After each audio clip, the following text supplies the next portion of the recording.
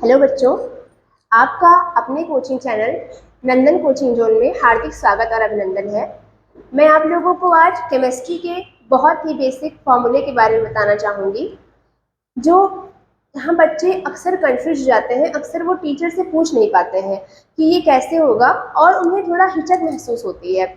हम उसी हिचक को दूर करने के लिए ये प्रयास कर रहे हैं ताकि आप लोगों को बेसिक से बेसिक चीज़ें बताई जा सकें, जिसको आप कभी भी कहीं भी देख सकें और समझ सकें, ताकि आपको सबके सामने पूछने में झिझक का सामना ना करना पड़े।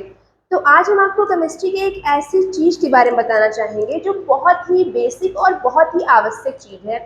जब भी कोई बच्चा, चाहे वो 9th का हो, 10th का हो, 11th 12th किसी भी क्लास का हो, वो यहाँ पे अक्सर आकर के फंस जाता है। तो हम वही कुछ कॉन्सेप्ट्स आपके सामने क्लियर करने की कोशिश करेंगे। आज हम आपको बताना चाहेंगे हाइड्रोकार्बन्स के बारे में। इसके बारे में बताना चाहेंगे आपको। आज हम हाइड्रोकार्बन्स के बारे में बताना चाहेंगे। हाइड्रोकार्बन्स होते क्या हैं, ये कहाँ से प्राप्त किए जाते हैं, कितने प्रकार के होते हैं, इनका नेमिंग क्या होता है, इन सब के बारे में आज हम लोग अच्छी तरह से जानेंगे। सबसे पहले हम मेंशन करते हैं हाइड्रोकार्बन। हाइड्रोकार्बन, जैसा कि बच्चों नाम से स्पष्ट है कि इसमें दो चीजें पाई जा रही होंगी। क्या? एक हाइड्रोजन, दूसरा कार्बन। पहला इसमें क्या पाया जा रहा है? हाइड्रोजन। और दूसरा क्या पाया जा रहा है? कार्बन। ओके, यानी कि हाइड्रोजन से हम समझते हैं H और कार्बन से हम समझते हैं C। बच्चों, आप सभी को पता है कि कार्बन एक ऐसा तत्व होता है जिसमें श्रृंखलन का गुण पाया जाता है। श्रृंखलन का मतलब ये अपने ही समान तमाम तत्वों से जुड़ करके एक लंबी श्रृंखला बना सकते हैं। मगर हाइड्रोकार्बन में क्या होता है? कार्बन हाइड्रोजन से जुड़ता है। किससे जुड़ता है? कार्बन हाइड्रोजन से जुड़ता है और एक श्रृंखला का निर्माण करता है। तो सबसे पहले हम समझते हैं कि कार्बन में गुण कौन सा पाया जाता है। कार्बन में श्रृंखलन का गुण पाया जाता है। कार्बन में कौन सा गुण पाया जाता है? कार्बन में श्रृंखलन का गुण पाया जाता है। श्रृंखलन से आप समझते हैं, श्रृंखला बनाने का गुण पाया जाता है कार्बन के अंदर। अर्थात ये एक लंबी श्रृंखला का निर्माण कर सकता है। हमको पता है कि कार्बन का जो इलेक्ट्रॉनिक क्रमांक होता है, परमाणु क्रमांक होता है, वो 6 होता है। अर्थात इसमें 2 और 4 कार्बन प्रेजेंट होते हैं। कार्बन के बाहरी कोष में, संयोजी कोष में 4 इलेक्ट्रॉन होते हैं। अर्थात संयोजी इलेक्ट्रॉन कितने होते हैं? 4 होते हैं। इस आधार पर ये 4 सिंगल बॉन्ड्स बनाता है और इन्हीं के द्वारा ये किसी भी तत्व से जुड़ता चला जाता है। हाइड्रोकार्बन्स में क्या होता है? कार्बन हाइड्रोजन से जुड़ते हैं। कार्बन किससे जुड़ते हैं बच्चों? कार्बन हाइड्रोजन से जुड़ते हैं।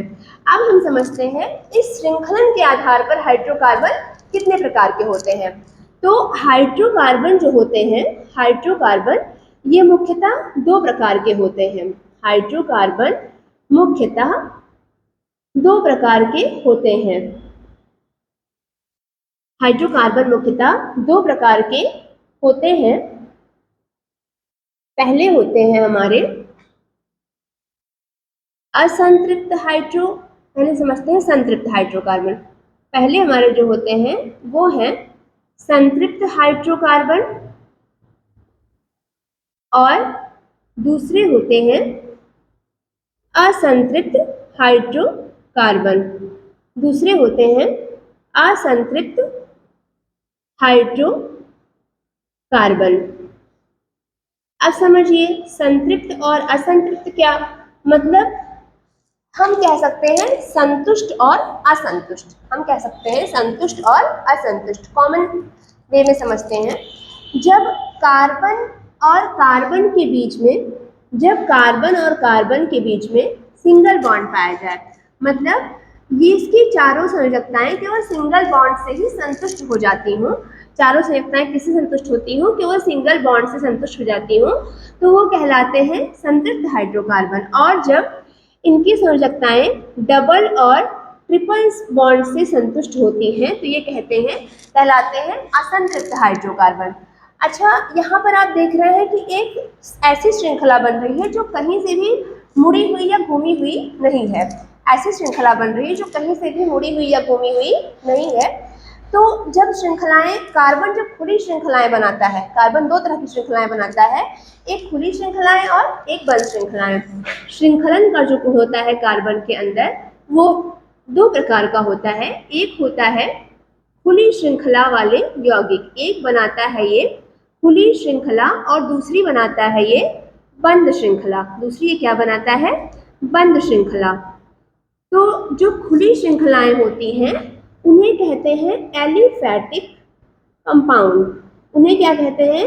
Aliphatic hydrocarbon. जब ये खुली श्रृंखलाएं बनाता है तो उसे कहते हैं एलिफैटिक हाइड्रोकार्बन, और जब ये बंद श्रृंखलाएं बनाता है तो कहलाता है एरोमेटिक हाइड्रोकार्बन। क्या कहलाता है बच्चों? Aromatic hydrocarbon.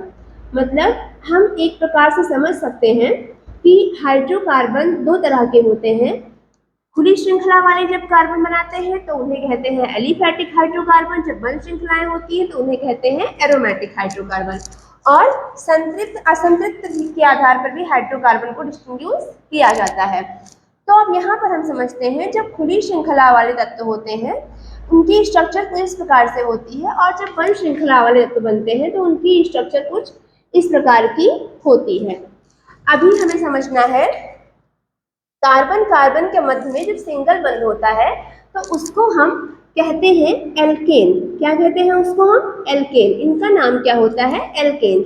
जब कार्बन कार्बन के मध्य में केवल सिंगल बॉन्ड प्रेजेंट होता है तो उसका नाम होता है एल्केन, और जब कार्बन और कार्बन के मध्य में दो बॉन्ड प्रेजेंट होते हैं तो उनका नाम क्या होता है? एल्कीन। तथा जब कार्बन कार्बन के मध्य में ट्रिपल बॉन्ड प्रेजेंट होते हैं तो उनका नाम होता है एल्काइन। क्या नाम होता है बच्चों? एल्काइन नाम होता है। अब इनके हम फॉर्मूलाज के बारे में आज जानते हैं। एल्केन का फॉर्मूला होता है CnH2n+2। एल्केन का फॉर्मूला होता है CnH2n, तथा एल्काइन का फॉर्मूला होता है CnH2n-2। अब हम समझते हैं N क्या है। यहाँ पर N है नंबर ऑफ कार्बन। N है यहाँ पर नंबर ऑफ कार्बन। बच्चों एक बार हम पुनः इसको रिवाइज कर लेते हैं। आगे वाले वीडियोज में आपको हम बताएंगे कि नंबर ऑफ कार्बन के आधार पर इन तत्वों के नाम क्या होंगे। अगला वीडियो जो हमारा होगा उसमें आपको बताएंगे कि इन नंबर ऑफ कार्बन के आधार पर तत्वों के नाम क्या होंगे। सबसे पहले हम रिवीजन करते हैं। हाइड्रोकार्बन प्रकृति में स्वतंत्र अवस्था में पाए जाते हैं। ये हाइड्रोजन और कार्बन से मिलकर के बने होते हैं, अर्थात जिसमें सिर्फ कार्बन और हाइड्रोजन पाया जाता है उन्हें हाइड्रोकार्बन कहते हैं। उनको मालूम है कि कार्बन में श्रृंखलन का गुण पाया जाता है। कैसे पाया जाता है? कार्बन का परमाणु क्रमांक 6 होता है। बोर-बरी नियम के अनुसार जब इसमें हम इलेक्ट्रॉन्स का वितरण करते हैं तो पहले कोष में 2 तथा बाहरी अर्थात संयोजी कोष में 4 इलेक्ट्रॉन पाए जाते हैं। संयोजी कोष में इलेक्ट्रॉन पाए जाने का अर्थ है कि यही इलेक्ट्रॉन जो है बॉन्डिंग में पार्टिसिपेट करेंगे, अर्थात बॉन्ड बनाने में भाग लेंगे। इस आधार पर कार्बन की जो वैलेंसी होती है, संयोजकता होती है, वो होती है 4, जिनसे ये हाइड्रोजन तत्वों से जुड़ा होता है। अब हाइड्रोकार्बन जो होते हैं मुख्यतः 2 प्रकार के होते हैं। एक होते हैं संतृप्त हाइड्रोकार्बन, दूसरे होते हैं असंतृप्त हाइड्रोकार्बन। संतृप्त हाइड्रोकार्बन प्राय 2 प्रकार के होते हैं। खुली श्रृंखला वाले जिन्हें एलिफैटिक कहते हैं, बंद श्रृंखला वाले जिन्हें एरोमेटिक कहते हैं। इसी प्रकार से असंतृप्त हाइड्रोकार्बन भी 2 प्रकार के होते हैं। खुली श्रृंखला वाले एलिफैटिक, बंद श्रृंखला वाले एरोमेटिक। संतृप्त का अर्थ है जब कार्बन कार्बन के मध्य में केवल सिंगल बॉन्ड पाया जाए तो उसे संतृप्त हाइड्रोकार्बन कहते हैं। इन्हें एल्केन के नाम से जाना जाता है बच्चों। और असंतृप्त हाइड्रोकार्बन जो होते हैं उनमें कार्बन कार्बन के बीच में डबल बॉन्ड तथा ट्रिपल बॉन्ड पाया जाता है। डबल बॉन्ड वाले कार्बन कार्बन को हम कहते हैं एल्कीन तथा ट्रिपल बॉन्ड वाले को हम कहते हैं एल्काइन। मतलब इनकी जो बैलेंसीज होती है, संयोजकताएं होती है, वो एकल बंध, द्विबंध और त्रिबंध के द्वारा क्रमशः संतुष्ट होती हैं। इतना हमने आज जाना। आशा करते हैं आपको समझ में आया होगा और आप इसी प्रकार हमसे जुड़े रहेंगे। हम आपको रोज नई जानकारियां प्रदान करेंगे, आपके बेसिक को मजबूत करने का वादा करते हैं हम। ओके, आगे हम जो है अगले वीडियोज में आपको हम बताएंगे कि इनकी नेमिंग कैसे होती है, इनका नाम कैसे रखा जाता है। धन्यवाद बच्चों।